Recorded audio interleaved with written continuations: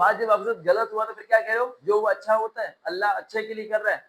ऐसा आपकी जिंदगी में कुछ नहीं हो रहा, जो कुछ हो रहा है वही हो रहा है जो आप काट रहे हो, बो रहे हो। बिस्मिल्लाहिर्रहमानिर्रहीम। आज का टॉपिक काफी ज्यादा इंपॉर्टेंट है। जो होता है अच्छे के लिए होता है, ये अल्फाज अक्सर हम लोग जब बोलते हैं जब हमारा नुकसान होता है। कभी ना कभी हमारे घर में जब नुकसान होता है या इर्द गिर्द कहीं ना कहीं हम फेल हो जाते हैं, किसी चीज को हासिल करने की कोशिश करते हैं, वो चीज हमें नहीं मिल पाती, तो हम एक ही साल बोलते हैं दिल को समझाने के लिए, दिमाग को तसल्ली देने के लिए कि जो कुछ भी हुआ अच्छे के लिए हुआ। निकाह टूट गया, रिश्ता टूट गया, घर में मसले बन गए, माँ बाप की लड़ाई झगड़े हो गए, बच्चा फेल हो गया, जायदाद का मसला बन गया, एक्सीडेंट हो गया, कुछ भी हो गया हमारी लाइफ के अंदर, एक वर्ड अपने दिल और दिमाग को समझाने के लिए बोलते हैं कि जो हुआ अच्छे के लिए हुआ है। ये बोल के अपने दिल और दिमाग को हम टेंशन फ्री कर देते हैं कि यार सब कुछ ठीक हो रहा है। इस टॉपिक में कितनी सच्चाई है?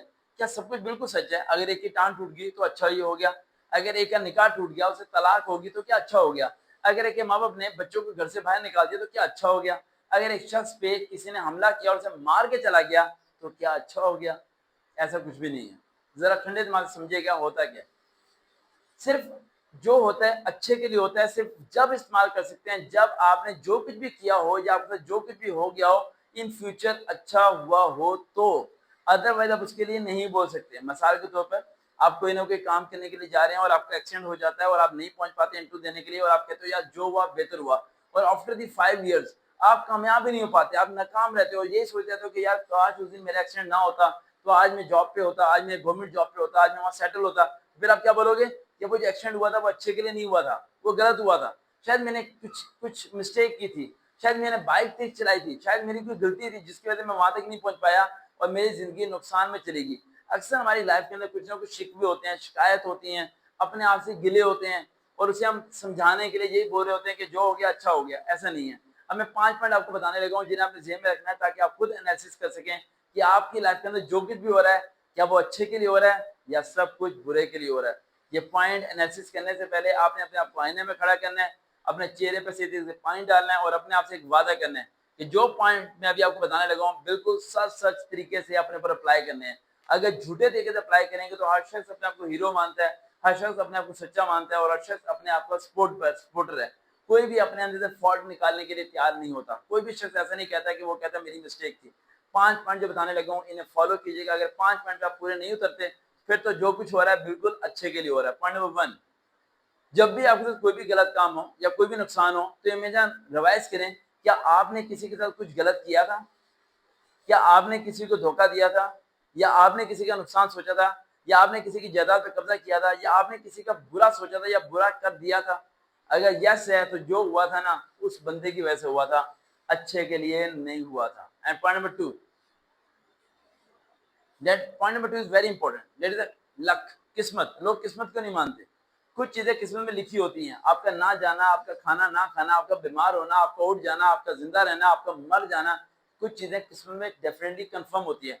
उनमें कोई रद्द बदल नहीं आप कर सकते, कुछ भी तब्दील नहीं कर सकते। जिनमें आपके हाथ और पांव बेबस हो जाए, आपका दिमाग साकन हो जाए और आपका कोई इख्तियार आपके इख्तियार से खत्म हो जाए, इख्तियार होने के बावजूद भी आप कुछ ना कर पाओ, तो समझ लेना वो अच्छे के लिए नहीं हुआ, आपको किसी मकसद के लिए रोकने के लिए हुआ है। और उसकी वजह भी आप खुद नहीं बल्कि आपकी किस्मत थी, जिसमें जो लिखा था वो हो के रहना था। तो अच्छे का इससे कोई लेना देना नहीं है। And point number 3, very very most important point, surrounding peoples, यानी आपके इर्द गिर्द के लोग।